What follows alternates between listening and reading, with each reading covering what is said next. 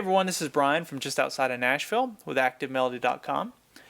This lesson is a Carl Perkins inspired guitar lesson. I wanted to take and do a rockabilly style lead, and Carl Perkins is obviously he's the man when it comes to rockabilly. So I wanted to do something that would sound like something that he would do. Now, I'm not a very fast guitar player, and I've never been. And so I have to kind of make up for my lack of speed with other things and try and be the best at vibrato or bends and some of those other areas. But sometimes, if you want, especially if you want to play rockabilly, you have to play something up tempo. And so I'm doing this on an electric guitar. If you have an acoustic guitar at home and you want to learn how to do this, you can still do that. You could play this on an acoustic as well, although it's easier on electric. Also, if you're a beginner guitar player and you think, wow, I'd like to do that, but that sounds really complicated, I'm going to take the next 30 minutes and break this thing down note for note. So even if you can't play all of it or you can't play it up to tempo, there's definitely be some things that you could learn from this, some licks that you could add to your bag of tricks. And so don't shy away from it if you're a beginner. If you want to download the tablature and the jam tracks for this lesson, you can get all of that over at www.activemelody.com. Just look for EP024. That's the number for this lesson over there. Also, I'm going to include an extra video just on the Active Melody website. So there'll be a kind of a bonus video that'll go along with this lesson. So let's take a look at the lesson. All right, so let's get started. Now, real quick before we do this, everybody always asks me what guitars I'm using. This is a Gibson ES335 guitar. It's cherry red and it's a dot series. You can see the dots on the fretboard. I've had this guitar for several years. It's a great guitar. I'm also using, for effects, I'm using two pedals. One is a Blues Driver BD2 pedal, which is made by Boss, B-O-S-S. I use that pedal really on every lesson that I do. So you can hear that nice kind of growl in relation to overdrive. That's where I get that effect. And to give you an idea of how hot these pickups are on this guitar, I have the gain set at about 20% to get that. So you can imagine what it would sound like if you turn it all the way up. It can be pretty obnoxious. But I'm also using a delay pedal, and I don't typically do that. I usually just use the Blues Driver and maybe a little reverb from the amp, but in this lesson I'm doing a delay. You can hear it, hear a little bit of echo, a little slapback delay. A lot of those rockabilly tunes you'd hear some delays. So the delay pedal is made by TC Electronics or Electronic, and it's called Flashback. That's the name of the pedal. So there's the setup. So now we're in the key of G for this, and there's two parts to this. The first part is the thing that goes, that whole thing, and then the second part is the part that goes like that. So right now we're going to break down the first part. Now we're going to be in the G, since we're in the key of G. Most of these licks here you're going to recognize come right out of the minor pentatonic scale. Now, if you're not familiar with the minor pentatonic scale, I do have a whole course on Active Melody, which is called the Blues Lead Course. If you go to the site, you'll find that's what you look for.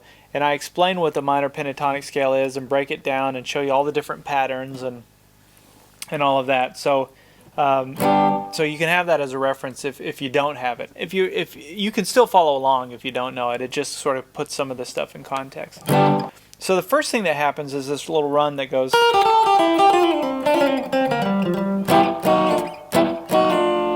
and sounds really fast and crazy, right? And it is kind of crazy, but once you see what it is, you'll realize like it's not that fast and it's really not that crazy. So I'm starting here by putting my pointer finger down on the 3rd fret, 1st string, and you'll notice that this finger kind of stays anchored. Just watch that. Watch for that. The first note, however, is not that note. The first note is going to be on the 6th fret, 1st string. And you'll notice that this is the top of that pentatonic scale. So in the key of G, this being our root fret here. So that kind of, now that you sort of maybe can visualize that, the pattern 1 from the course, now when you see that you kind of go, okay, I get it. I get at least why these notes are working or why you're playing them. So those are the first two notes. And then after that, then I'm going to come and I'm going to play the 5th fret first string. Notice that this finger stays locked down the whole time. So I'm playing the 6th fret, then I'm letting go, playing just the 3rd fret. I didn't mention that a minute ago, but playing that note. Then I'm going to put my ring finger down on the 5th fret. And then I'm going to play the 3rd fret again. All of this is on the first string. Now, some of you are going, hey, wait a minute. That note, 5th fret, first string, that's not part of the minor pentatonic scale. And you're right. That's actually, there's this, and in fact, I have a lesson on that too somewhere, but it's where there's a sweet spot where the minor pentatonic and the major pentatonic scales mix or meet. And that's really what's happening here. So you'll notice that note is actually part of the major scale. So it has kind of a little happier sound. But that's why that is. So I don't want to divert too much on that, but that's what's going on. So after that, I'm going to come down with my ring finger and play the 5th fret 2nd string, and then I'm going to end on the 3rd fret 1st string. So let me back that up. I'll do that slowly. Here's what we have so far. Notice the picking pattern. It's down, up, down, up, down, up. And notice this finger stays locked the whole time. Okay? Once you have that down, then we're going to move on and play these 3 notes. Now what happened there? Well, the first thing that happened was now I'm playing the 2nd fret. I'm sorry, the 2nd string on the 3rd fret with my pointer finger here. And I'm only picking that once when I play those 3 notes. So I'm picking the 2nd string. Now my ring finger comes to the 6th fret on the 2nd string. Then it slides down to the 5th. You can hear it. And then when I let it off the fretboard, that's called a pull off. Just kind of flick it when you pull it off. And I pull it off this way, kind of down, so it goes like this. And it happens quickly, but you know, you can do that if you just keep practicing it. Just look at what my hand's doing. This stays locked the whole time. Okay, so let's back up. We have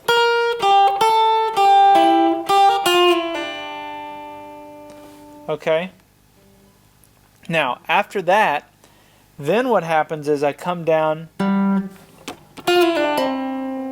and actually this finger, after it does the pull off, it does a hammer on to the third string on the 5th fret.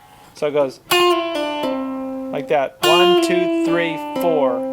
But I only picked once. 1, 2, 3, 4. So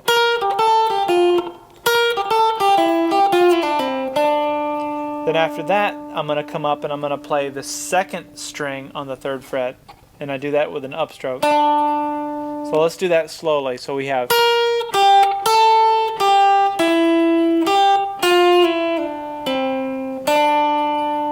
okay.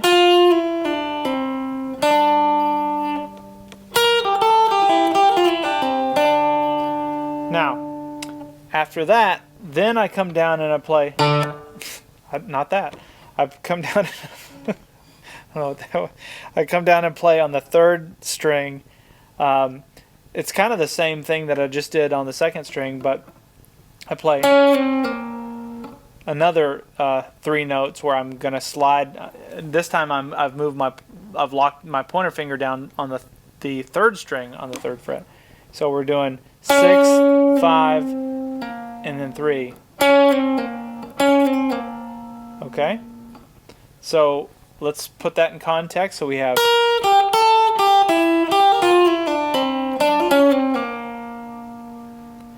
okay, so there's 1, 2, 3. Now after that, then I play the 5th fret, 3rd string. I actually picked that one. So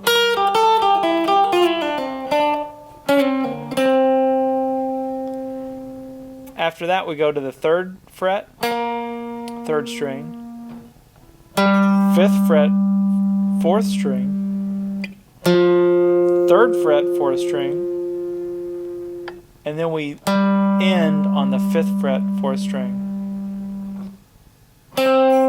Okay? So let's do that slowly, the whole thing.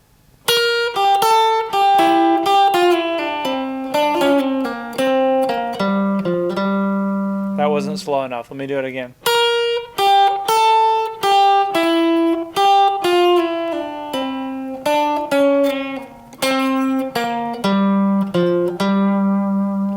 Alright, so that's a mouthful, but if you practice, if you take that and you break that down into little chunks, you'll be able to do it. And by that I mean take this as one chunk and just learn that. So repeat that over and over again. Set a metronome, tap your foot, but try to get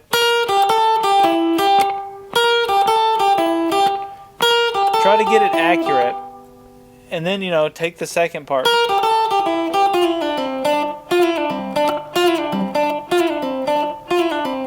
Just take each one of those little parts and try and make them work.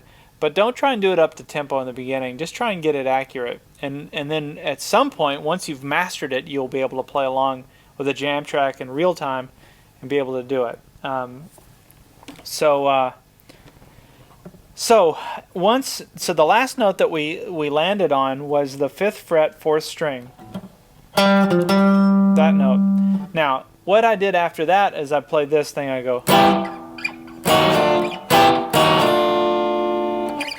and that's a G6 chord, by the way.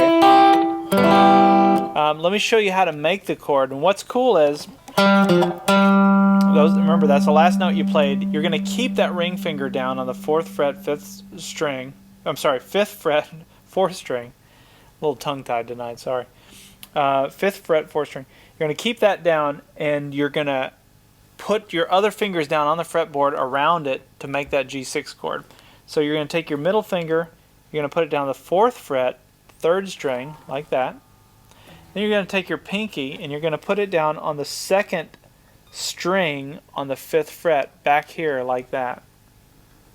So you can see that those 3 fingers are really making the shape. If you think of the D7th chord that you learned in first position, that's the shape that they're making there. Kind of a little triangle. Now you got your pointer finger that's free. You're going to put it down on the 1st fret, 1st string, 3rd fret, like that, okay? And so that is the G6 chord. And when you strum it, you're only going to strum strings. I'm sorry, man. This is just, I'm tongue-tied. You're going to strum strings 4, 3, 2, and 1, like this. Okay, and that's the G6 chord. So what the challenge here is going to be making that chord quick enough because it's pretty driving. So once you get to that, you're going to want to let your fingers fall into place, keeping the ring finger down because it was already there. Let your other fingers fall into place and make that chord like this.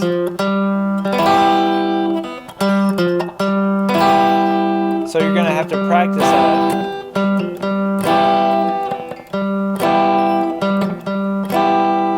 Okay, now once you've got that down and you can make the chord, then you're going to play. And it's the same shape, but you're sliding everything down 1 fret and then sliding everything down another fret. So really you end up on, that's actually an F6 chord. So you're going to play right there, you're going to play a G6. You're going to strum that. You're going to strum this, which is an F sharp 6. But you're only going to strum it once here, and then you're going to slide it. So you strum it and slide it to the next one. So you're only strumming the first 2. So you're going strum, strum, strum, strum. Got it?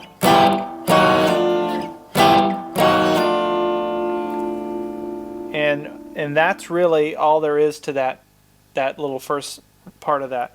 Now, the good news is that most of that repeats the second time through. Once we go to the C chord, then it goes to and repeats and goes. Now, one thing I do want to mention, I can't remember if I did this in the intro, so I want to show you how to do it, even if I didn't do it. But the second time through, or even the first time through, instead of just playing just that 6th fret first string, you could, in addition to that, you could take your middle finger and come down here and play the 5th fret 2nd string, and you get this sound. And it's kind of a cool, so you could do it like that. You could go. That's just another kind of rockabilly thing that you might hear Carl Perkins doing a lot. But that's how that is made, is creating that sound. So wanted to throw that in. So okay, so the second time through. Now the second time I didn't do that whole thing. The second time I went. And so what I'm doing there is, after this note, then I'm going to come in, I'm going to bar the first 3 strings on the 3rd fret, and I'm only going to play strings 2 and 3, which are like that. But as soon as I hit them, then I'm going to take my middle finger and I'm going to hammer on to the 3rd string on the 4th fret like this. And what I'm making, if you look at those notes, that's just the G chord. But you're hammering on, and it gives it that nice kind of twangy thing. And it has to happen pretty quick, right after you hit it. I mean, the split second after you hit the strings 2 and 3, you hammer that on. Okay, so that's the first thing that happens. Then I go. And so what I'm doing there, after that, I'm just taking my ring finger and I'm barring the first 3 strings on the 5th fret, but I'm only playing strings 2 and 3. So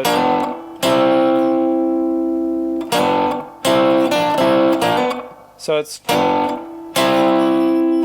we come back to the 3rd fret, back to the 5th fret, and then we do the little hammer on thing again. Now watch the picking pattern. It's down, down, up, down, down. So it's down, down, up, down, down. Down, down, up, down, down. So, and you'll hear that in a lot of songs. What's cool is when you go to the C. Well, that would be you could. So if that's in G. Sorry, I'm telling you, my mind's not working tonight. Now, when the song switched to a C, for example, you could do,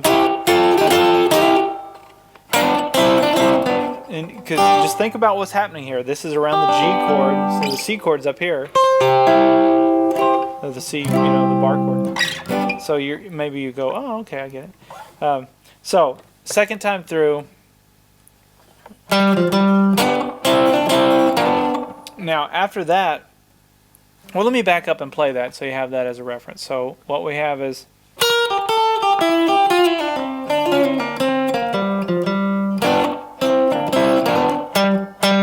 after that, so then you hit that note twice. So that's the 5th fret, 4th string again. And then I do this little thing that goes,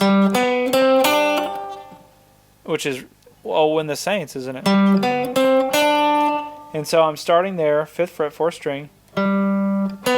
Middle finger down on the 4th fret, 4th string, 4th fret, 3rd string, sorry.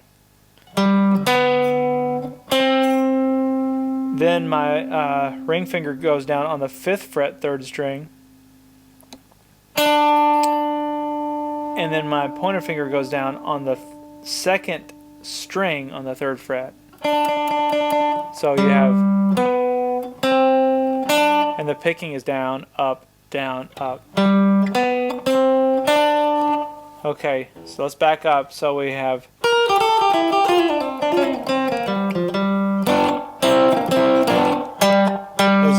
notes. Now, you're in position to do this. It's kind of a Chuck Berry thing. This thing that goes.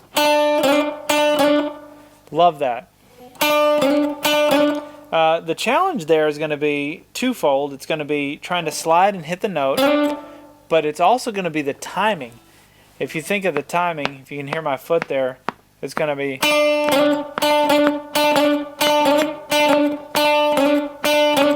Hopefully you'll feel that. But what I'm doing, it's actually really easy to do this effect. I'm just playing the second string on the 3rd fret. That's the note. And then on the 3rd string, I come down and start here on the 5th fret, and I slide up to the 7th fret, and I'm just matching this note, but I'm matching it here. See? So now that you can see what's happening, you realize, oh, I could do that anywhere. I don't have to just do it here, but I could always do a slide to match a note, even on another string.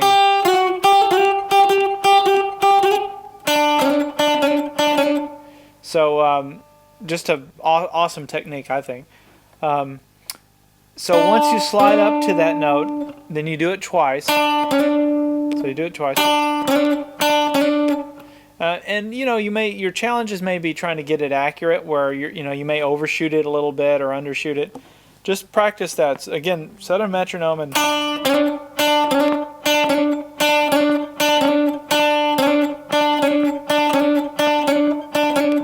until you get it down, and muscle memory will guide you eventually. So after that, then it goes into this part that goes.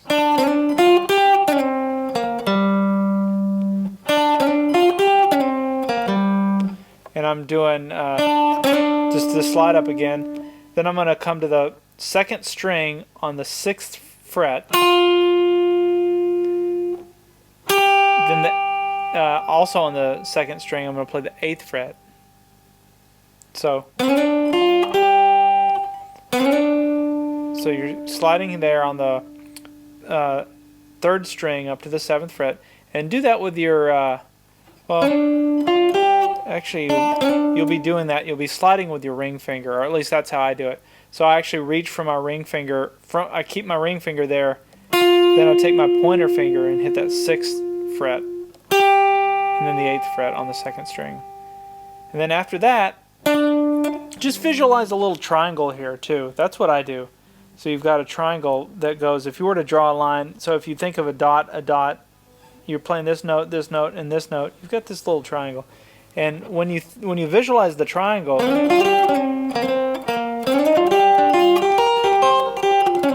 you can start to think about how else you might be able to get around that little triangle.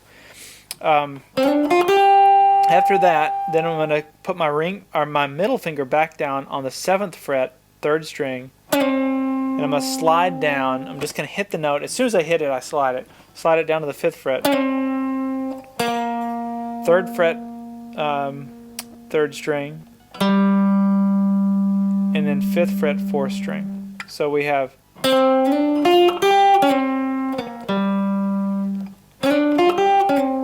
I use that all the time. I mean, all the time. So even if it's just a real slow blues.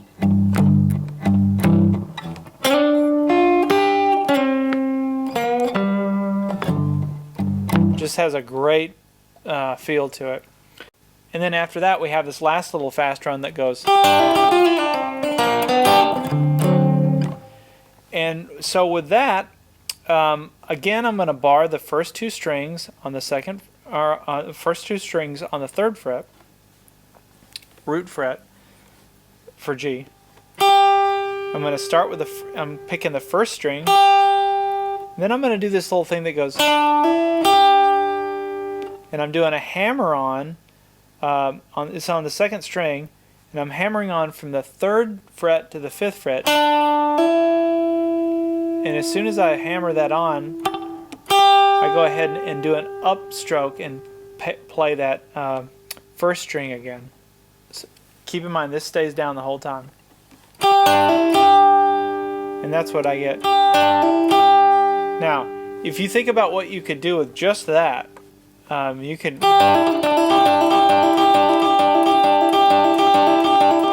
think of like Hideaway or a lot of those songs, you can do a lot with that. And so if you're new to this, it may not sound that fluid. It may sound, the timing may sound like a car rolling down the road with a flat tire, and that's okay. You just have to keep working at it until you get it where it just sounds smooth. But you're only going to do it in this lick. You're only going to do it once. So after that, I keep this barred, keep that down. Then I'm going to come up here to the 6th fret, and I'm going to do this little thing again, where I go 6, 5, pull off, which is 3, 3rd fret. So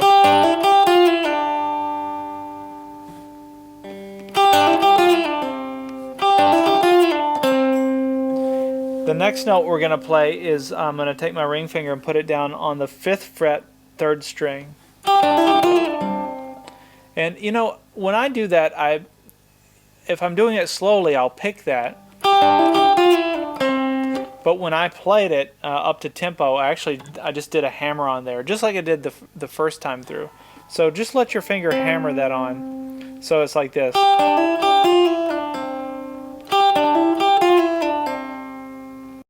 All right, so let's back up. We'll cover. We'll take it from.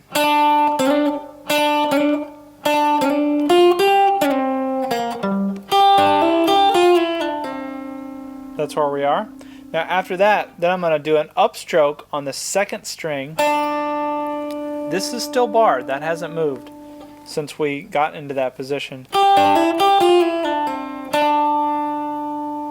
And it stays pretty much barred the whole time. The only difference is I'm going to come up, let it slide up after that slightly so that I can grab the 3rd string, because remember I was just doing the first 2 strings. I'm going to grab the 3rd string here so I can do this.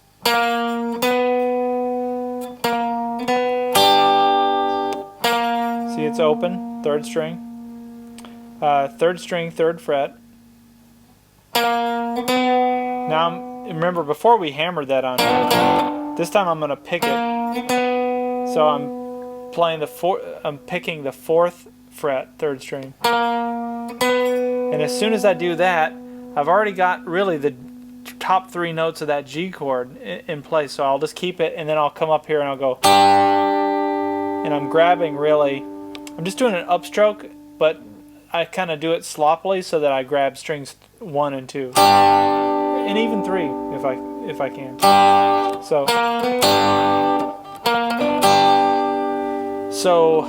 again, we'll back up.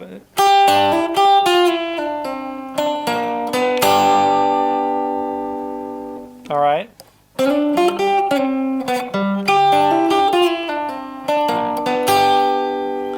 Now, after that, the only other thing we have for this first part is to come down and play the turnaround chord, which is a D7. And I mentioned this a minute ago, talking about the D7th shape. For those of you that know how to make the D7th in first position down here, you're going to take that same shape and we're going to apply it right here. And you're only going to play strings 5, 4, and 3. There's another way to make a D7. Now what I'm doing is I'm fretting there 5th fret, 5th string, 4th fret, 4th string. Those are easy to remember. And then take your ring finger and come to the 5th fret and play the 3rd string. And play those 3 notes. So after you play the...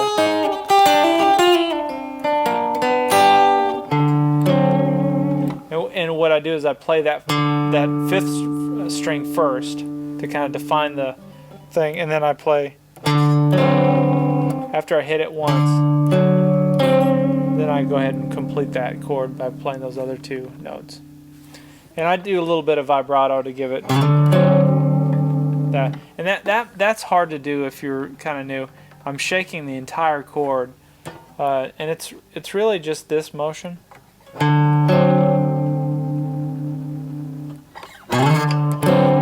Okay.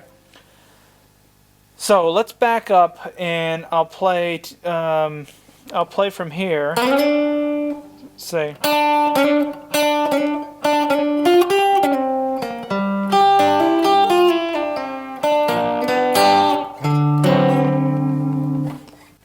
Alright, so now let me back up and do the whole thing so that you have this as a reference.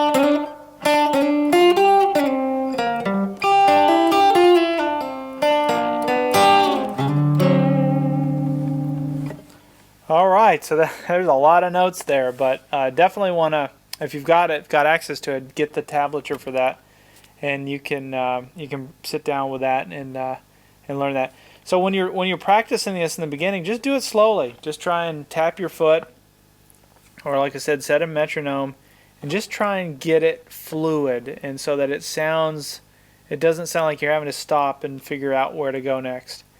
And then slowly but surely increase the speed, and then you'll be able to play that up to tempo at some point.